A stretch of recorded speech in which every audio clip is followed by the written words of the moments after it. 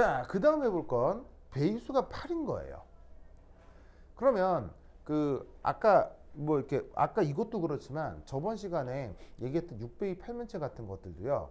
리간드가 금속한테 접근을 할 때 리간드와 금속 사이 결합 당연히 중요하지만 뭐도 중요하다고 했어요. 리간드와 리간드끼리의 청력도 중요하다고 했죠. 그래서 그런 효과를 VSEPR이라고 했어요. 그러다 보니까 리간드가 접근하는 방향이 특별히 그 어느 한쪽의 밀도가 커지고 작아지고 이런 밀도 불균형이 생기는 게 아니라 리간드가 금속에 접근할 때는 그들의 청력을 최대한 전체적으로 완화할 수 있도록 리간드의 밀도가 동등해진다고요. 그러니까 어떻게 되냐면 이 리간드 4개가 접근을 하는 방식이 이런 식으로 정사면체적으로 접근을 해야 리간드끼리 이제 거리가 멀어지고 청력도 최소화가 될 거란 말이죠. 그러면 그런 관점에서 8베이는 어떻게 생각하면 되겠느냐? 바로 8베이는 요렇다라고 생각하면 된다 이런 말이에요. 무슨 말 알겠어요? 이 상태에서 또 고스란히 그 다음에 고스란히 이런 식으로 리간드가 금속의 8개가 동시에 접근한다라고 생각하면 된다는 얘기죠. 무슨 뜻인지 아시겠죠? 그래서 이놈은 어떻게 생각할 수 있냐면 자, 첫 번째 당연히 아까 4베이 사면체처럼 리간드들이 금속의 축방향으로 주로 접근해요. 축방향에서 벗어나 있는 것처럼 접근해요. 축방향에서 벗어나 있는 것처럼 접근을 하죠. 그러니까 이 논리가 똑같이 유지가 되는 거예요. 아시겠죠? 그래서 마치 얘는 어떤 생각을 할 수도 있냐면 사면체가 예를 들면 사면체 이런 게 4배위가 2번 있는 거다라고 생각해도 좋다 이런 말이에요. 무슨 말인지 알겠죠? 왜냐하면 아까 얘가 사면체가 된다고 했죠. 근데 얘도 사면체가 돼요. 기하학적으로. 즉 4개 그러니까 그 4배의 사면체가 2번 나타나는 게 바로 큐빅이라고 생각해도 된다 이런 말이죠. 무슨 뜻인지 아시겠죠? 그러니까 어떻게 돼? 청력이 나타나는 패턴이 같게 나타난다는 얘기예요. 4배의를 그냥 효과를 2배로 생각을 해주면 되니까. 그래서 이때 어떻게 되느냐? 여기에 있는 이 결정장 갈라진 패턴도 똑같이 나타납니다. 무슨 말 알겠죠? 왜냐하면 축방향에서 벗어난 그 리간드들의 접근이 나타날 뿐이니까 이런 식으로 T2 오비탈에서 에너지적인 상승이 나타나는 거죠. 무슨 말 알겠죠? 그리고 이때는 게라데가 되겠죠. 자, 아까 4배의 사면체는 원점 대칭형이 아니라고 했어요. 근데 6배의 팔면체처럼 저 큐빅은 또 그 원점 대칭형이 된다는 거 아시겠어요? 바로 이 녀석에 대해서 x, y, g 방향에 이렇게 또 다른 리간드가 존재하게 된다 이런 말이죠. 무슨 뜻인지 아시겠죠? 그래서 요래 알겠죠? 그래서 얘는 원점 대칭형이다. 그리고 이때 t가 아니라 이때는 어떤 아래 첨자를 써주는 게 좋겠습니까? 이게 사실은 6배의 팔면체가 흔치 않게 나타나는 거라서요. 이게 책마다 표현이 약간 다른데 어떤 전문적인 책에는 그냥 여기에 큐빅이라고 쓰여 있어요. 알겠죠? 이런 식으로 많이 구분을 합니다.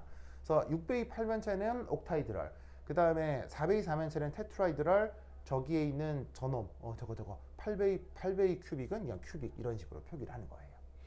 무슨 말 알겠죠? 알겠죠? 이 생각을 꼭꼭 기억해 두시기 바랍니다. 오케이, 됐다.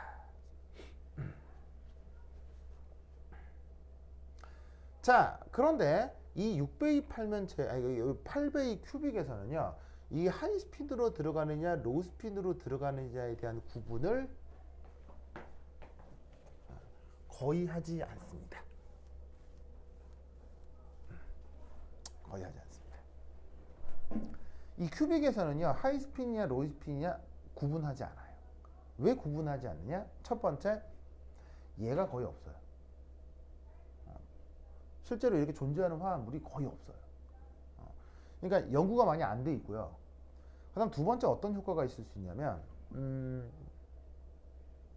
6배의 팔면체라기보다는 여기는 이 8배의 이 큐빅을 하는 특별한 금속 원소들이 있는데 그 특별한 금속 원소는 어떤 이유 때문에 로우 스핀 전자 배치를 굉장히 선호하는 경우가 있을 수 있어요. 이게 무슨 말인지 알겠죠? 예.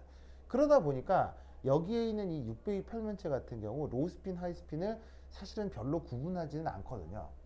하지만 이제 굳이 따져보자면 여러 가지 이유에 의하면, 자 그럼 잘 봐요. 여기에 있는 요놈하고 요놈이 갈라지면 아까 4배의 4면체에 비해서 커지겠어요, 작아지겠어요? 커졌다라고 생각할 수 있겠죠. 그래서 이때 여기서 어떤 생각을 할 수 있느냐, 여기 있는 이 4배의 4면체, 이 8배의 큐빅은 이런 생각을 할 수 있어요. 간지러. 바로 이걸 어떻게 쓰는 게 좋을까? 요렇게 바로 어디다 쓰지?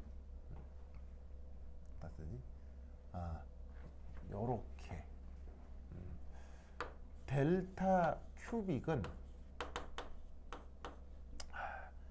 델타 t의 2배인 거예요. 이렇게.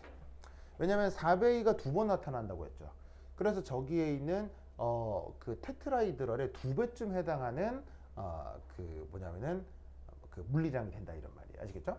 그러면 이제 얘하고 얘를 연결짓게 되면 얘를 어떻게 간단하게 표현해 볼 수도 있겠어요. 바로 이 경우는 이건 정해져 있는 거고 이게 이러하다면 이런 식으로 표현을 해볼 수가 있는 겁니다. 알겠죠? 그래서 이제 얘는 기본적으로 이 결정장 갈라짐 에너지가 지금 딱 봐도 큰 편이에요, 작은 편이에요? 여기에 있는 그 뭐냐면 델타 5에 거의 그 델타 5에 좀 육박하고 있죠. 그래서 이제 2분의 1 이쪽으로 올리면 9분의 8 정도 되니까 델타 5랑 비슷할 수 있다는 얘기예요. 아시겠죠? 그래서 이제 이 큐빅 같은 경우는 이 갈라짐 에너지가 적지 않은 편이기는 해요. 알겠죠? 적지 않은 편이긴 하지만 금속의 종류에 따라서 하이스핀, 로우스핀의 상황이 좀 달라질 수 있어서 이놈은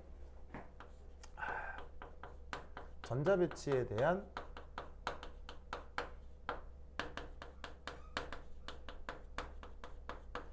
논의를 생각하지 않아도 됩니다.